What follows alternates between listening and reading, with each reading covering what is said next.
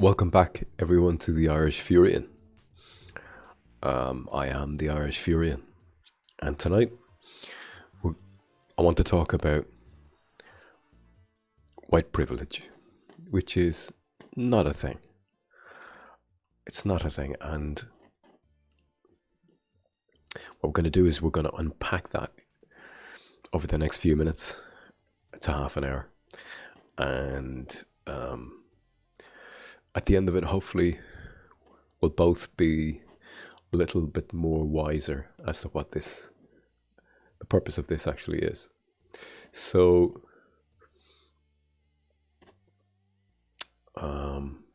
where will we start? Okay, so I have a number of. Straight off, I'm just gonna show the obvious here. First off, that I'm gonna show how different societies before this current push for diversity, which is just a weapon to actually lessen ethnic homogeneity among European and Irish countries in our country. That's all it is. But before all of that, the push for all of that began, what we had was just Irish people in this country. It was Irish people, I think English, and yeah, previous invasions, previous peoples before us. I get it. But right now, in this current moment in time, we're Irish. Okay, that's what we were. That's at the signing of the Constitution and the proclamation.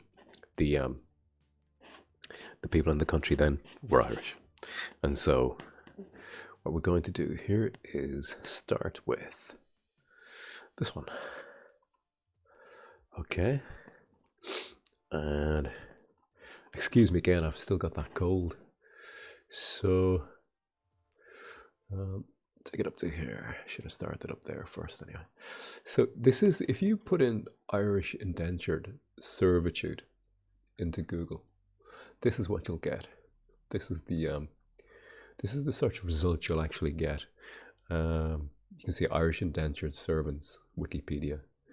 Irish slaves, myth, Wikipedia.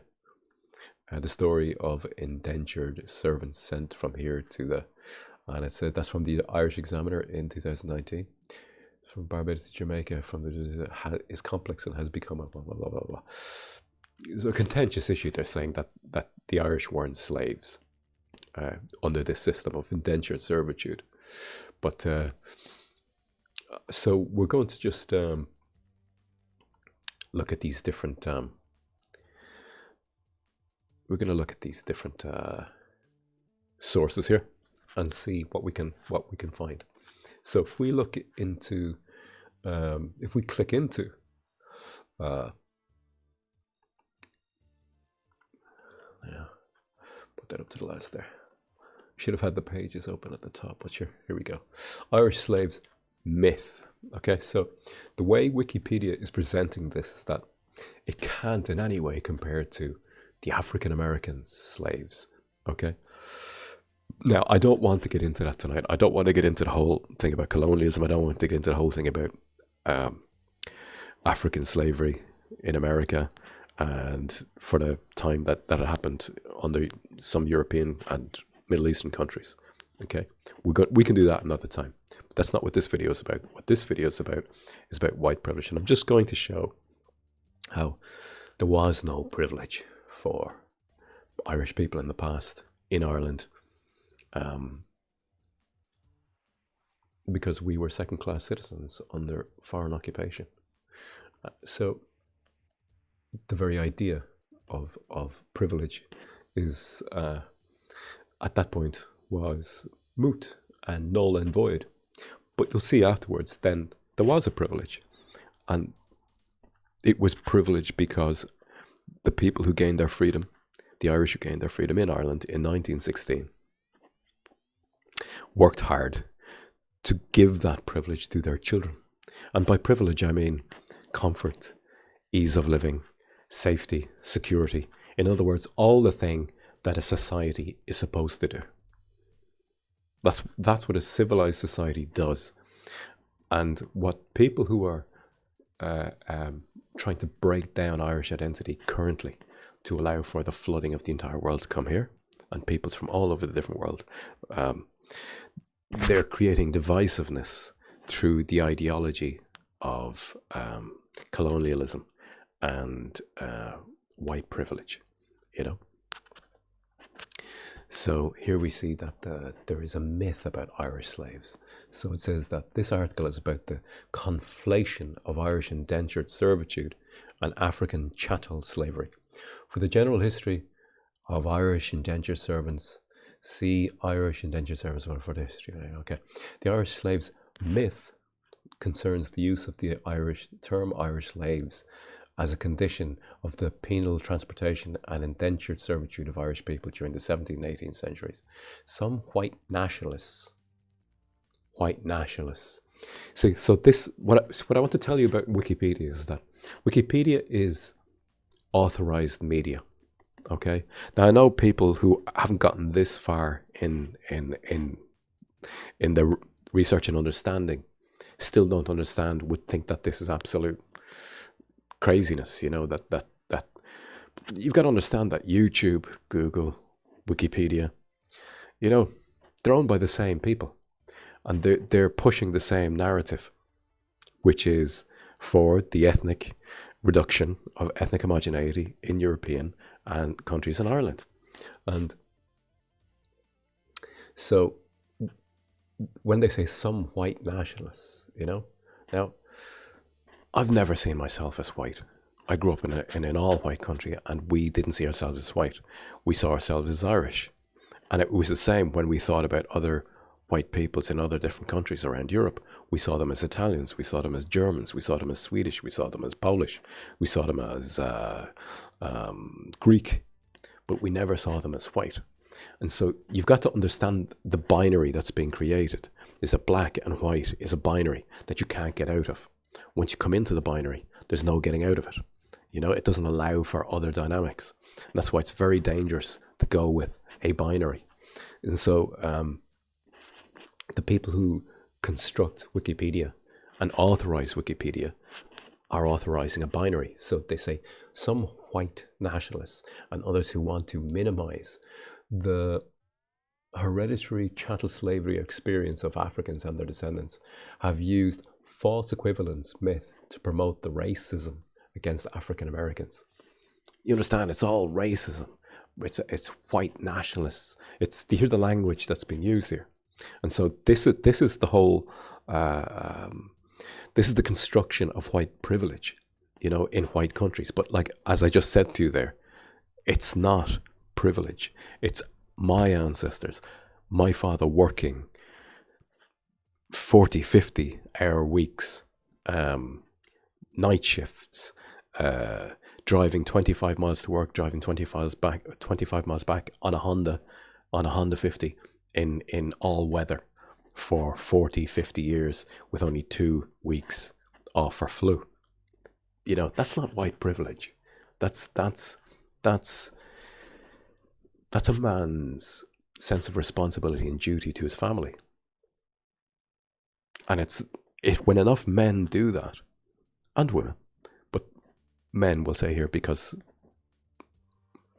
I believe men are the ones who should be working full time.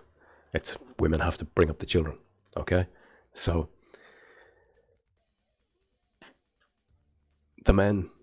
enough men do this together, you create a society that is civilized, that is comfortable for their children. And that is a privilege that is created by them, for their offspring. You understand? This is the contract between the generations, you know, parents to children. So it's not, to use the word privilege is a misnomer. It's inaccurate. It's honing in on few parts of the puzzle, but it's not seeing the entire puzzle, you know? So that's enough of that. I mean, you see what that is. So we go on to this next one here. And this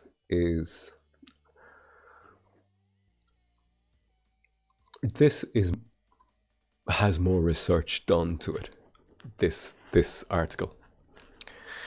Yet at the same time, the guy uses the same language because he's, I don't know, a cook. He's a cuckold. He's an apologist. He needs to grow a pair of balls. That's what I'm trying to say. Or he's just not in the know. Okay, he is what do they call that when you hold two ideas at the same time? Yeah. Sorry, I know the word, but it's just escaped me at the moment. But if you look here, it says why the Irish were both slaves and indentured service in colonial America. And so, now, hang on a second. I am interacting with the wrong one. There we go. So if we go down through here, we see that. Why is that not moving now? Excuse me now. Do I have a connection? All right, I don't know what's happening. It's saying, okay. Let me just try that. Is that moving? Okay, it's not moving. How do I get this to move? Bear with me, folks, for a minute. I'm doing my best here. I'm just going to check my internet here and see if I actually have. Okay, that seems to be okay. If I turn that off, turn it on again, it's not one. How's that now? Let's see. Okay, I'll use the scroll bar isn't working for me at the side, so I'll use the middle wheel.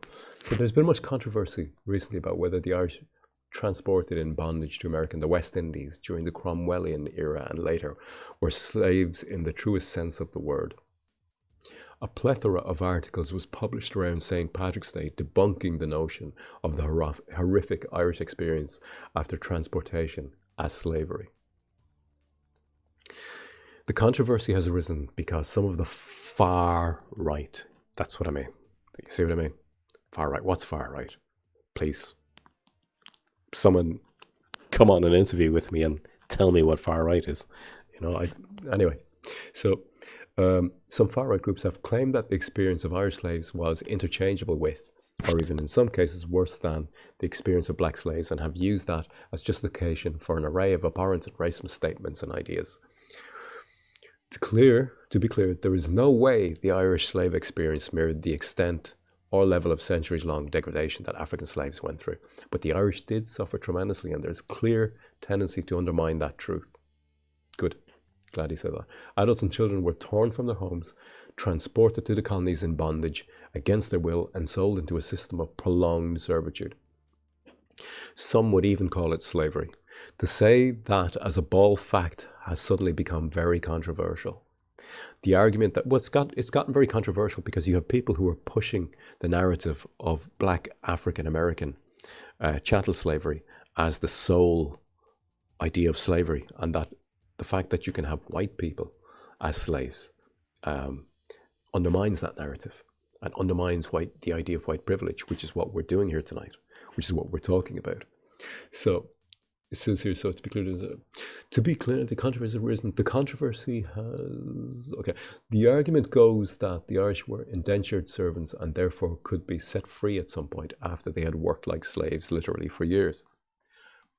But as the following court case from 1661 shows, the terms of servitude were not always so cut and dry, with masters extending them at will, with full support of the court system and laws of the day. What is especially interesting is that indentured servitude was said to be a contract between the servant and his master.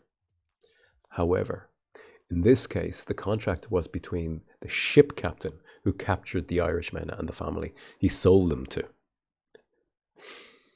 Here's what the two young Irishmen stated. What agreement was made between Mr. Simmons and ye said master was ne'er acted by our consent or knowledge. This was not an indentured servant relationship then, in which case, what do you call it? The answer seems obvious. He's referring to slavery.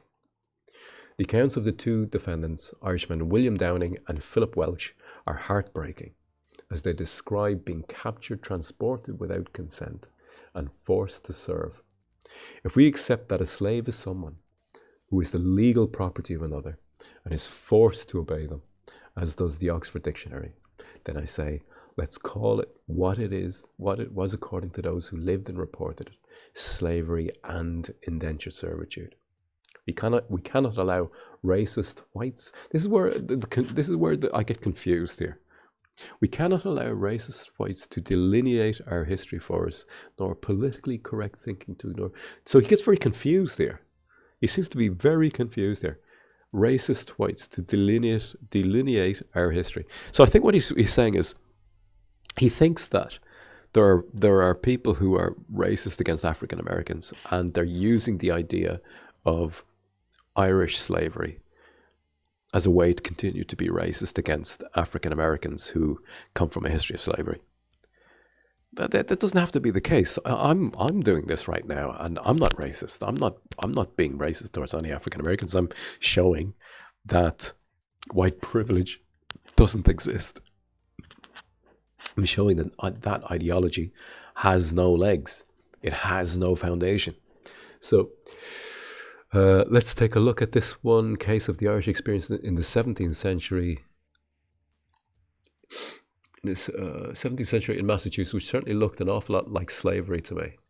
What I'm going to do now is I'm going to zoom up to that there so you can read all of that yourselves and have fun with that later. Okay. And so, yeah. So, let me just try something here. No, okay, I'll leave it at that. So, the idea being that there is a push against the peoples of Europe and Ireland and the European descendants of North America.